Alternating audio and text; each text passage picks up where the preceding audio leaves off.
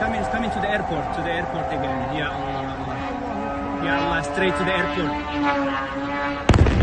Oh my God. The IRGC has claimed that radar systems, fuel storage facilities, and runways at U.S.-linked bases in the UAE and Kuwait were destroyed in its latest strikes.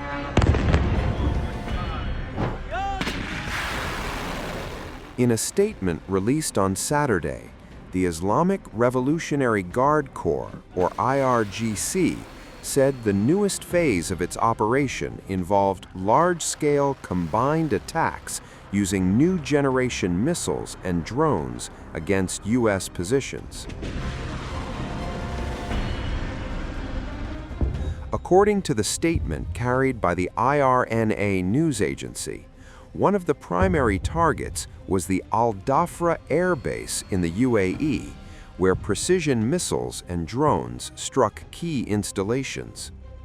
The IRGC said the attack destroyed an advanced early warning radar system, hangars used for maintaining MQ-9 drones, and facilities linked to U.S. reconnaissance aircraft, including the U-2.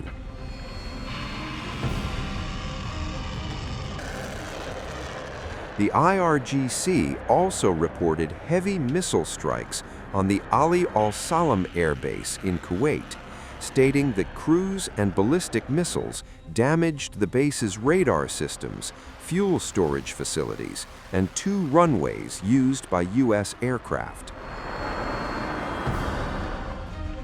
Earlier, authorities in Dubai have confirmed that there has been a minor incident resulting from the fall of debris after an interception.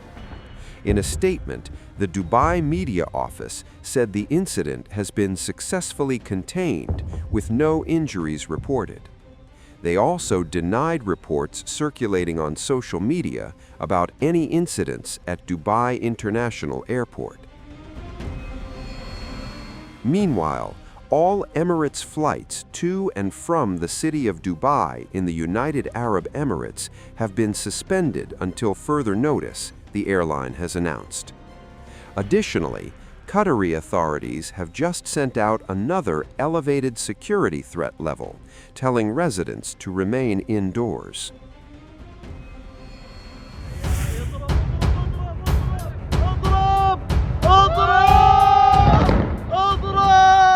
Iran reportedly struck a key high-value U.S. missile defense radar in Jordan, which is critical for the Gulf region's security.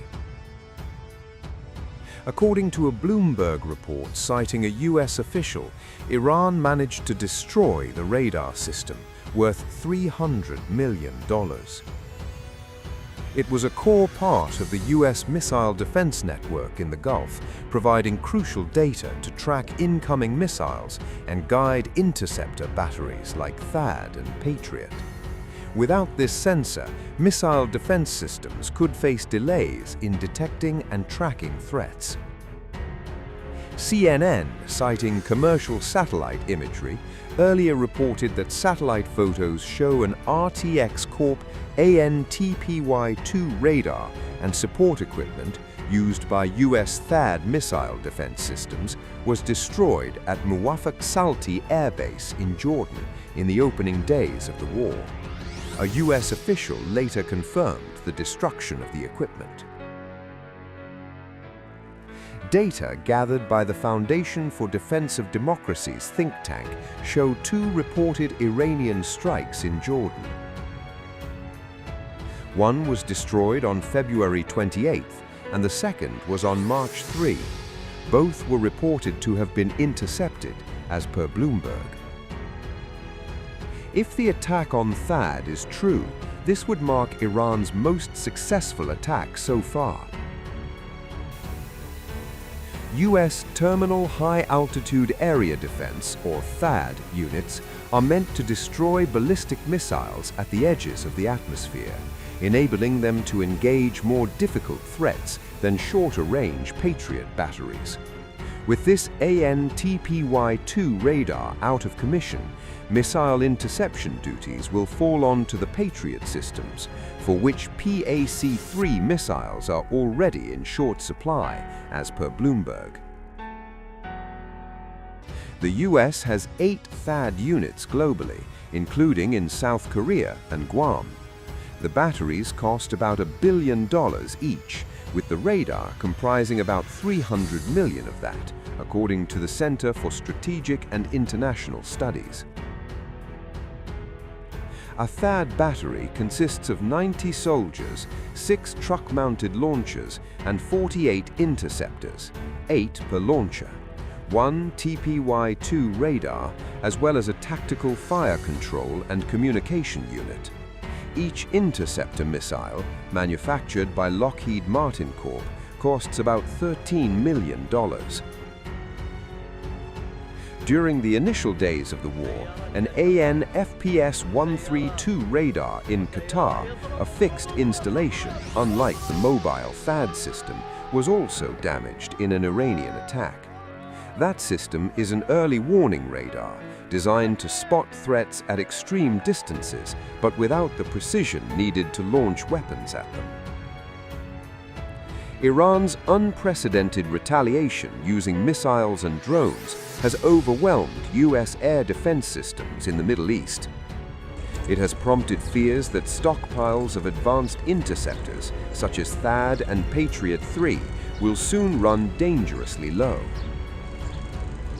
On Friday, defense contractors, including Lockheed and RTX, met at the White House as the Pentagon pushes to speed weapons production.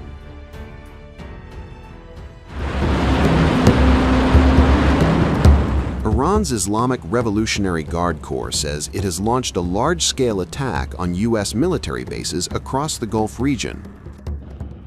In a statement cited by Iranian media, the IRGC claimed it fired ballistic missiles, cruise missiles, and drones at several American installations, marking one of the most direct strikes yet against U.S. forces during the ongoing conflict.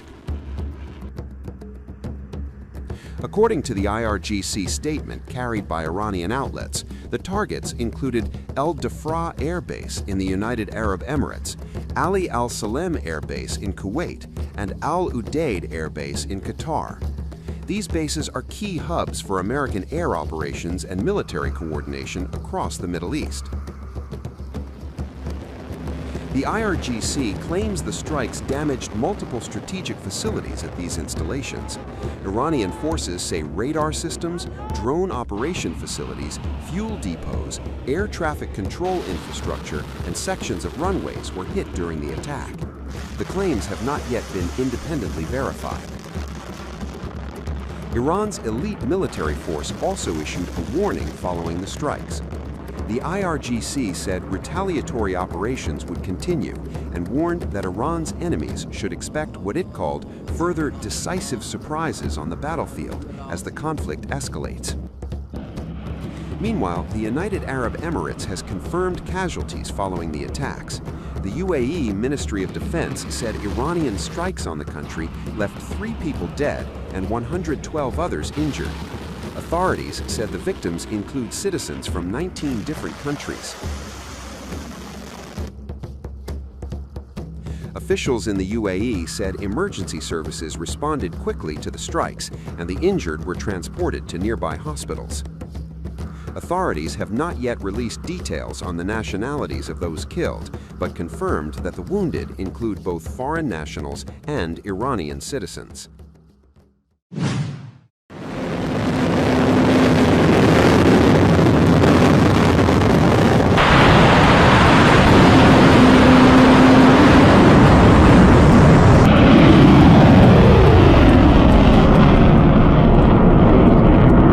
Iran's Islamic Revolutionary Guard Corps says it has launched the 22nd wave of Operation True Promise 4, firing a barrage of missiles towards Israeli and U.S.-linked targets.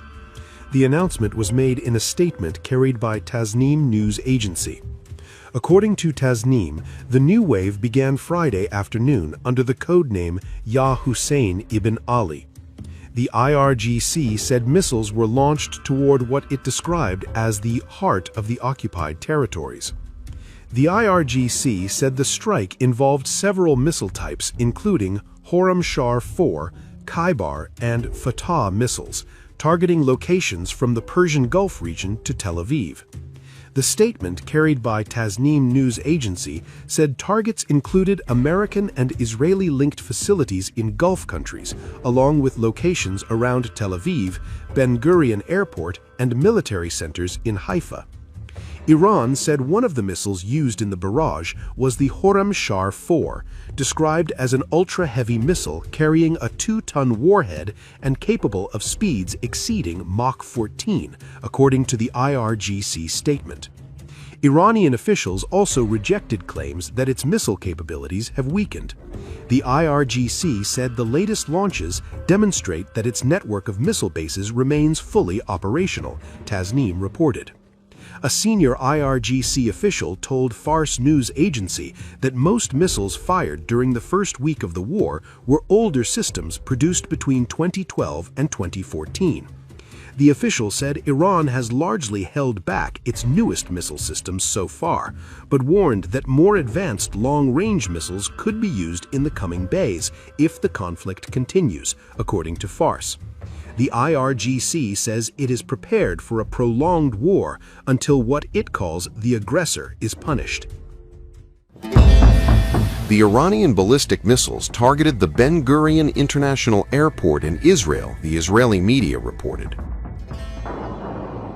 According to Israeli media, there had been no reports of injuries following the latest Iranian ballistic missile attack on central Israel. According to the Israeli military, a small number of missiles were launched in the salvo. There were no reports of direct impacts in residential areas. Fragments reportedly landed in some areas. Sirens went off in Tel Aviv again after Iran launched ballistic missiles on the Israeli capital. The latest strikes mark a full week of attacks affecting countries across the Middle East. The IDF Home Front Command said civilians in areas where sirens sounded can now leave bomb shelters, but should still remain close to them.